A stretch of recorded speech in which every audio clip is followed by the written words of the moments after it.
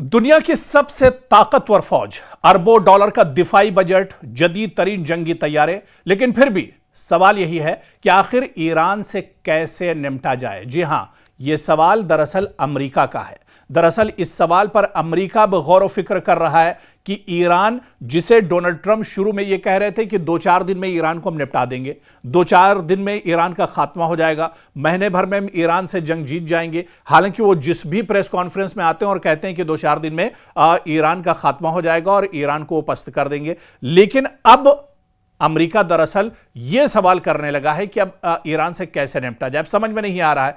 यह सवाल सिर्फ आप देखिए कि जो टीवी शोज हैं, मुबाहिसे हैं, उसी में नहीं हो रहा है, बल्कि वॉशिंगटन के जो केंद्र और मरकज हैं, व्हाइट हाउस, पेंटागन, वहां पर भी दरअसल यह बात हो रही है। अमेरिकी हुकाम मुसलसल गौर व फिक्र कर रहे हैं कि मशरिक़ वस्ता में जो कशीदगी है, ईरान जिस तरह से अमेरिका को लगातार जवाब दे रहा है, बल्कि पूरी मजबूती के साथ जवाब दे रहा है, तो इस पर अब आगे का रोड मैप क्या होना चाहिए, क्या कुछ हिकमत अमली होनी चाहिए, किस तरह से ईरान को जेर किया जा सकता है, या कहां पर चोट किया जाए जिससे ईरान एक तरह से मजबूर हो जाए। आप देखिए कि अमेरिका दरअसल इस बात से परेशान है कि ईरान के साबिक supreme leader Ayatollah Ali Khamenei को शहीद कर दिया।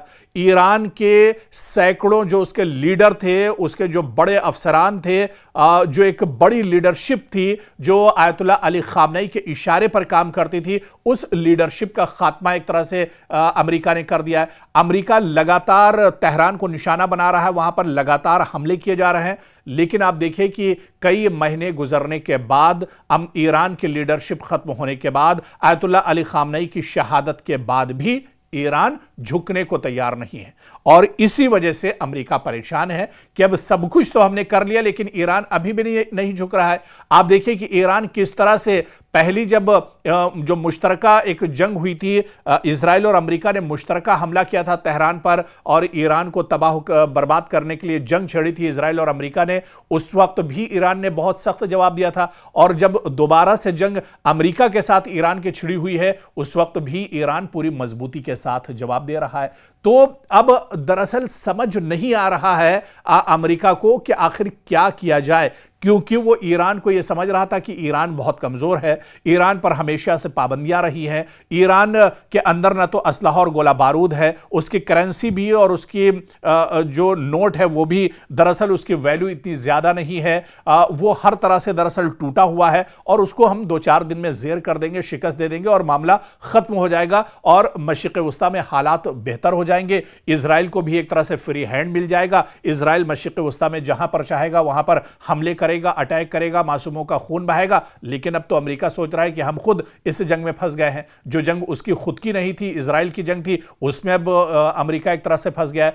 तो जो वॉर रूम है, जो सिचुएशन रूम है वॉशिंगटन के अंदर, पेंटागन के अंदर, न्यूयॉर्क के अंदर, वहां पर अब गौर व फिक्र हो रही है। वहां पर माथा जोड़कर सब बड़े अफसरान अमेरिका के बैठ रहे हैं कि आखिर अब क्या किया जाए, कैसे अब इस जंग से बाहर निकला जाए।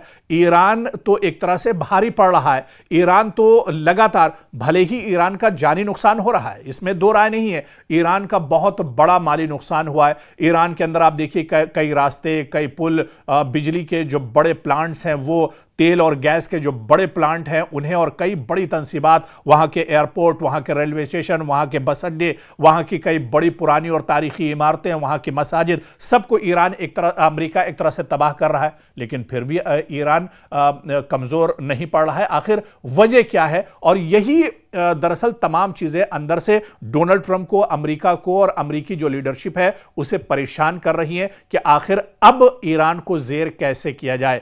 जिसे हम कई महीनों में नहीं कर पाए हैं, उसे अब हम आखिर जेर कैसे करेंगे।